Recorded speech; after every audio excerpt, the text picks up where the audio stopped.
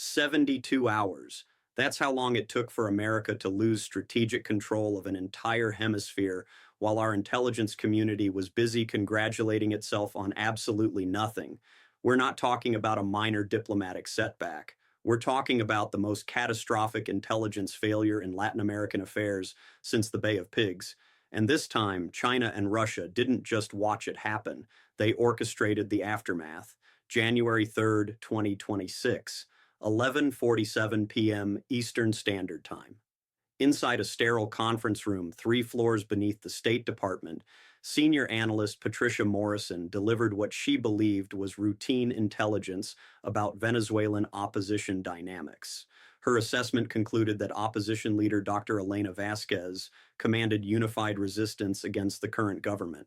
That assessment was not just wrong, it was devastatingly, systematically, catastrophically wrong. By the time Morrison finished her briefing, Vasquez's coalition had already fractured into 7 competing factions. By January 4th morning, Chinese economic delegations were wheels up toward Caracas. By January 6th, Russian military advisors were conducting preliminary assessments for expanded operations. By January 8th, the United States discovered it had been outmaneuvered by powers that actually understood what was happening on the ground.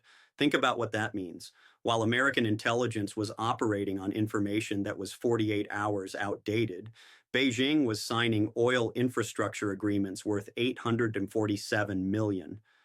While our diplomatic corps was crafting responses to scenarios that no longer existed, Moscow was positioning naval assets for enhanced Caribbean presence. We weren't just behind, we were operating in a completely different reality. The ripple effects started immediately. Brazil questioned whether American intelligence could be trusted for regional assessments. Colombia began hedging its security commitments.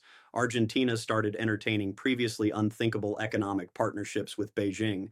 In 72 hours, the foundation of American influence across South America began cracking, and it happened because our most experienced Latin American analysts fundamentally misread the most important political development in Venezuela in a decade. But here's where it gets truly devastating. According to sources familiar with the intelligence assessment process, Morrison's conclusions weren't outliers. They represented the consensus view of an entire analytical framework that had been systematically misreading Venezuelan opposition dynamics for months. This wasn't one analyst making one mistake. This was institutional blindness operating at the highest levels of American foreign policy apparatus. Let me know in the comments where you're watching from, especially if you're in Latin America, because this story affects your region directly. And I'm curious whether you've seen this intelligence failure covered anywhere else in your local media. The damage extends far beyond Venezuela's borders. When China and Russia move this quickly to exploit American miscalculations, they're not just gaining ground in one country, they're demonstrating to every nation in the Western Hemisphere that the United States can be systematically outmaneuvered by powers with better information and faster decision-making processes. And it gets worse. To understand how spectacularly American intelligence failed, you need to understand what was actually happening inside Venezuelan opposition circles, while our analysts were constructing elaborate fantasies about unified resistance. Dr. Elena Vasquez wasn't commanding a coalition. She was desperately trying to prevent 7 separate factions from destroying each other, and she was losing that battle every single day. December 28th, 2025. Opposition leaders held what they publicly called a unity summit in eastern Caracas. Behind closed doors, it was a systematic dismantling of any pretense of cooperation. Faction leaders spent 4 hours arguing over who controlled which neighborhoods, who had access to international funding, and who spoke for whom in foreign media. By December 30th, 3 separate groups were claiming to represent the legitimate opposition voice. Here's what American diplomatic sources were reporting back to Washington during this same period. Ambassador Marcus Chen filed cables describing productive discussions among opposition leadership about coordinated resistance strategies. Chen's reports painted a picture of political unity that simply did not exist. His sources were telling him what they thought he wanted to hear, and he was accepting those assurances without independent verification. January 1st, 2026. While Americans were celebrating New Year's Day, Venezuelan opposition groups were fracturing along geographic lines that had been building for months. The Western coalition refused to acknowledge Eastern leadership. Urban organizers dismissed rural concerns entirely. Student movements broke from establishment political figures. Each group maintained separate communication channels, separate funding sources, and completely incompatible strategic objectives. American intelligence was tracking none of this. According to sources familiar with the analytical process, State Department briefings throughout early January continued to reference opposition unity as an established fact. Intelligence summaries described Vasquez as a consensus leader commanding broad respect across factional lines. Reality was moving in exactly the opposite direction, but our most experienced regional analysts were operating with information that was not just outdated, but fundamentally incorrect. Think about what that means for every other assessment coming out of American intelligence operations. If senior analysts couldn't accurately read the most basic political dynamics in a country where we maintain extensive diplomatic presence, what does that say about our understanding of regions where we have less access and fewer sources? January 2nd brought the first clear warning that should have triggered immediate reassessment. Opposition groups began publicly contradicting each other on social media platforms. Vasquez posted statements that directly conflicted with announcements from allied faction leaders. Student organizers published criticism of establishment opposition figures. The fracturing was visible to anyone monitoring Venezuelan political communications, but American analysts were apparently monitoring something else entirely. The timeline of missed signals tells the story of institutional blindness operating at the most basic level. Each day brought new evidence that opposition unity was collapsing, and each day brought new American intelligence assessments that ignored that evidence. This wasn't subtle political maneuvering that required sophisticated analysis to understand. This was public fracturing visible to anyone paying attention. Chinese intelligence was paying attention. Russian intelligence was paying attention. According to diplomatic sources, both Beijing and Moscow had accurate assessments of Venezuelan opposition dynamics, while American analysts were still operating under assumptions that had become completely disconnected from reality.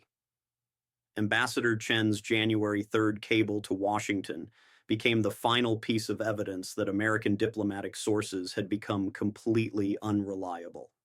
Chen reported successful mediation between opposition factions and described progress toward unified political strategy. That same day, Vasquez publicly criticized two other opposition leaders for unauthorized communication with international media outlets. We're not talking about minor miscommunication between political allies. We're talking about fundamental disagreements over strategy, leadership, and objectives that made any coordinated opposition response impossible.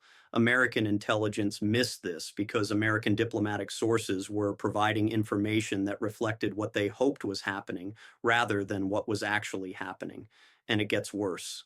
The person who chose to dismiss three separate warnings about Venezuelan intelligence reliability didn't make that choice in isolation.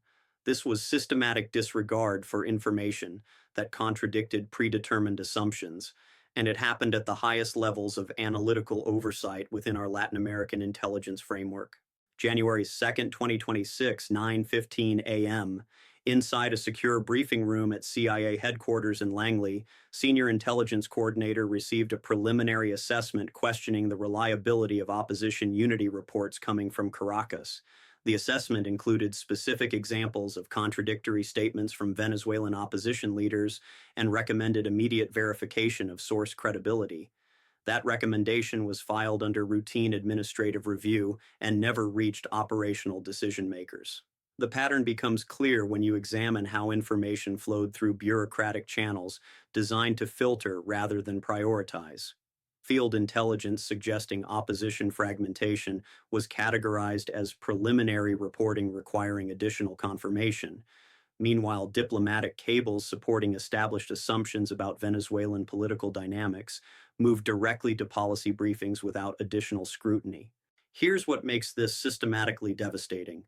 The same analytical framework that dismissed warnings about Venezuelan opposition collapse was simultaneously elevating unverified diplomatic reporting to the level of confirmed intelligence. Sources speaking on condition of anonymity describe an institutional bias that favored information supporting existing policy positions over information challenging those positions. December 30th brought the second warning that opposition unity assessments might be fundamentally flawed. Regional intelligence officers submitted reporting that directly contradicted Ambassador Chen's optimistic cables about opposition coordination.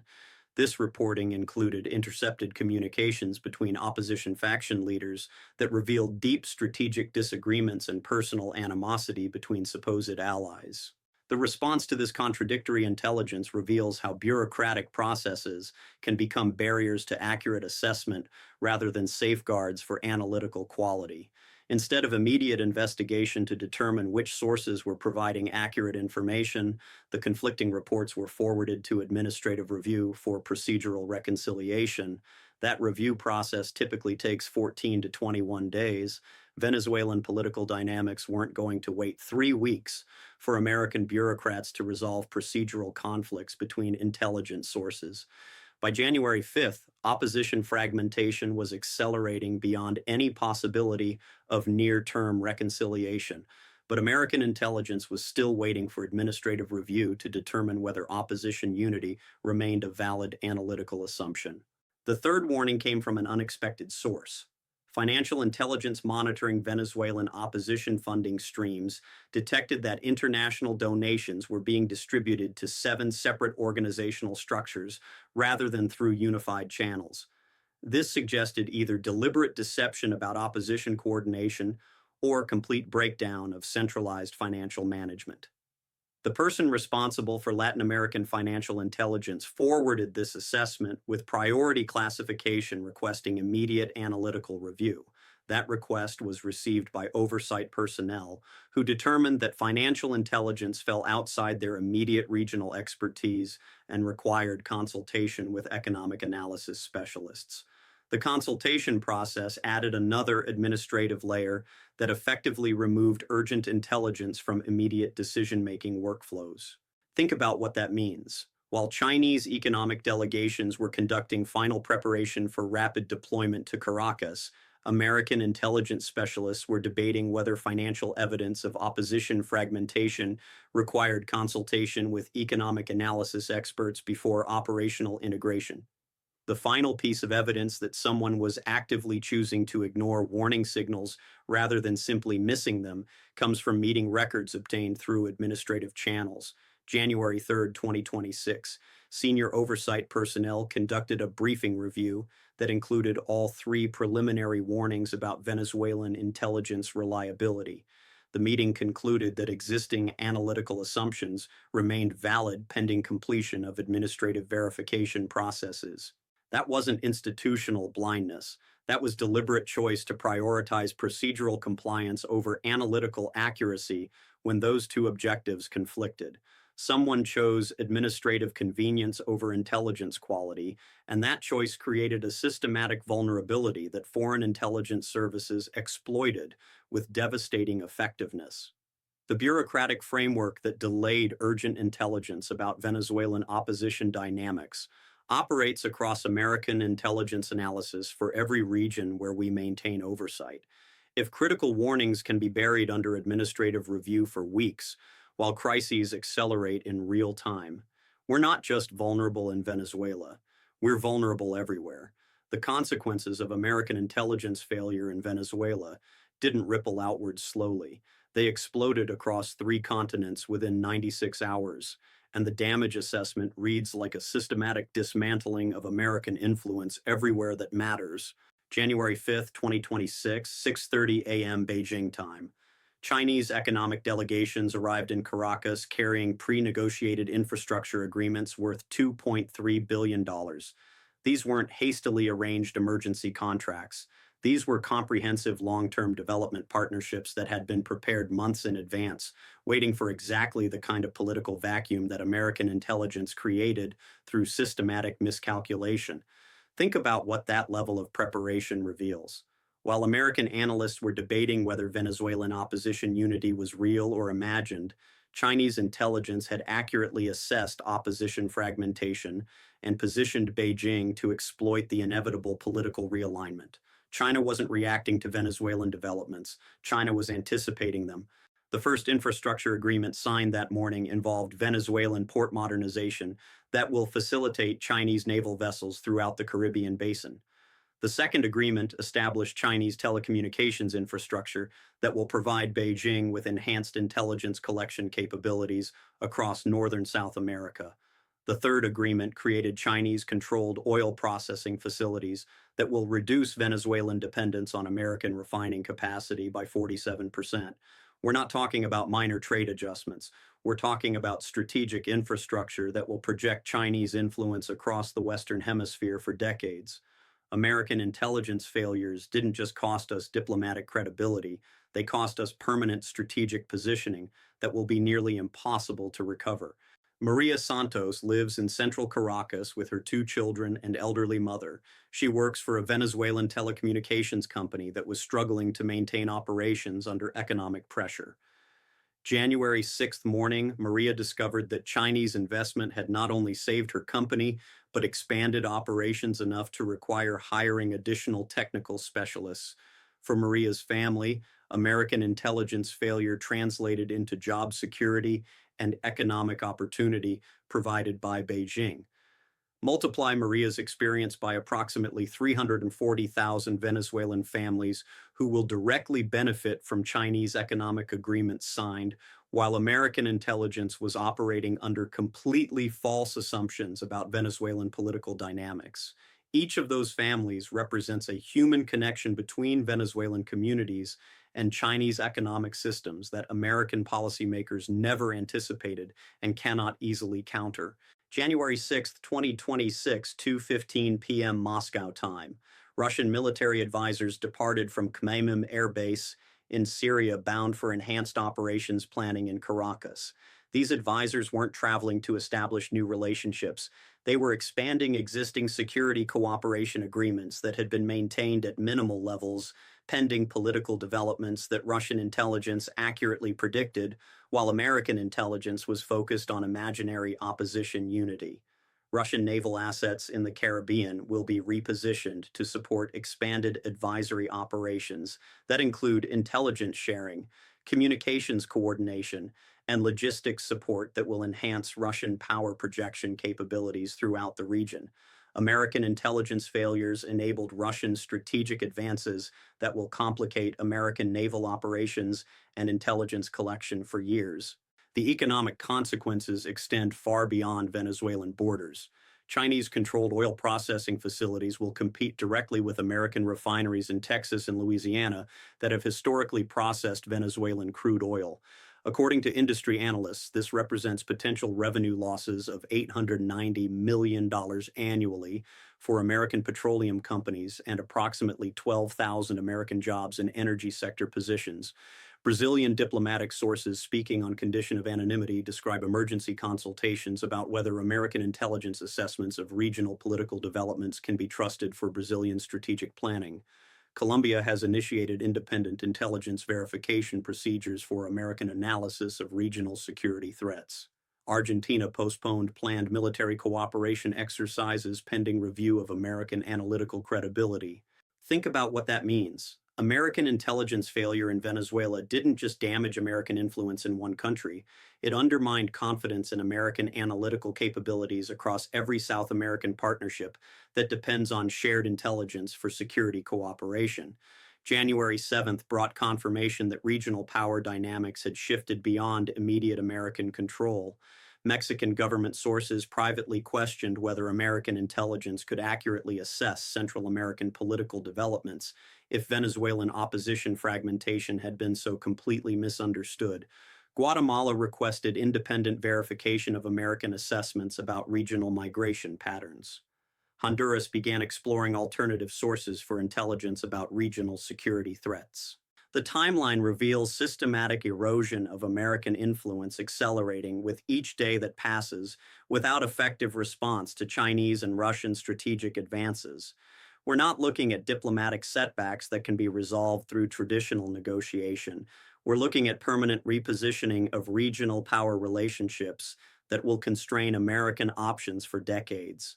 Wall Street analysts calculate that Chinese economic agreements in Venezuela will generate approximately $340 million in annual revenue that previously supported American business operations in infrastructure development, telecommunications services, and energy sector consulting.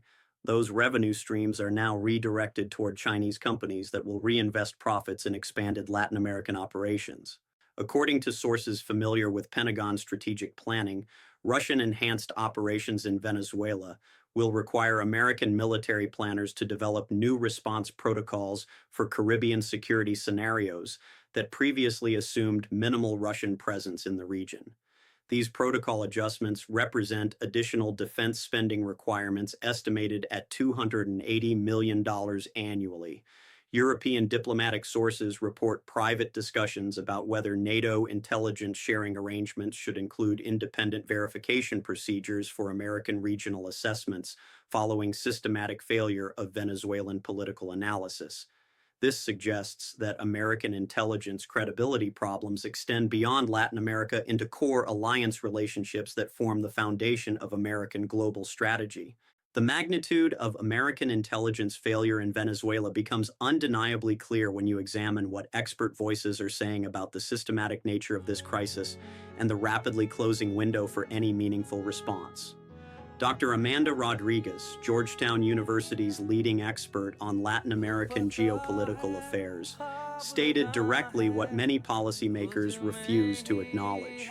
According to Rodriguez, the Venezuelan intelligence miscalculation represents the most significant American analytical failure in the Western Hemisphere since intelligence agencies failed to anticipate the Cuban Missile Crisis. Rodriguez emphasized that this comparison isn't hyperbolic, it's diagnostic. Think about what that assessment means. We're not discussing a minor diplomatic oversight that can be corrected through standard policy adjustments. We're examining institutional blindness that has created strategic vulnerabilities comparable to the closest the world has ever come to nuclear war between superpowers. A former CIA analyst speaking on background described internal alarm within the intelligence community that extends far beyond Venezuelan affairs. According to this source, the systematic failure to accurately assess Venezuelan opposition dynamics has triggered comprehensive review of analytical procedures for every region where American intelligence maintains operational oversight. The source characterized internal discussions as unprecedented in their scope and urgency. Brazilian diplomatic sources confirm that emergency consultations are occurring throughout South American capitals about fundamental reliability of American intelligence assessments for regional strategic planning. According to sources familiar with these discussions, traditional assumption that American analysis provides accurate foundation for regional security cooperation is being systematically questioned for the first time since the end of the Cold War. Here's where the countdown pressure becomes absolutely critical. January 8th, 2026, 5 p.m. Eastern Standard Time represents the final moment when American diplomatic response can prevent permanent consolidation of Chinese and Russian strategic advances in Venezuela. After that deadline, infrastructure agreements will be operationally implemented and advisory relationships will be institutionally established beyond immediate reversal. 67 hours remain before Chinese port modernization begins irreversible construction that will facilitate Beijing's naval projection throughout the Caribbean basin. 42 hours remain before Russian advisory operations achieve operational status that will complicate American intelligence collection and military planning for years. 29 hours remain before economic agreements take legal effect that will redirect Venezuelan resource flows away from American business partnerships permanently. According to sources familiar with emergency response planning, the administration is struggling to develop coherent strategy for addressing intelligence failure consequences, while simultaneously managing domestic political pressure to demonstrate immediate accountability for analytical incompetence. These dual requirements are creating decision-making paralysis exactly when rapid response is most critically needed. Pentagon sources speaking on background describe frantic efforts to develop military response options that can counter Chinese and Russian strategic positioning without escalating regional tensions beyond manageable levels. These sources characterize current military planning as attempting to solve problems that should have been prevented through accurate intelligence rather than addressed through reactive force projection. The timeline reveals exactly how institutional analytical failure compounds into strategic catastrophe. Day 1, intelligence agencies miss obvious signals about opposition fragmentation. Day 2, foreign powers exploit American blindness to advance pre-positioned strategic objectives. Day 3, regional allies question fundamental reliability of American assessments. Day 4, expert consensus confirms that damage may already be irreversible. Dr.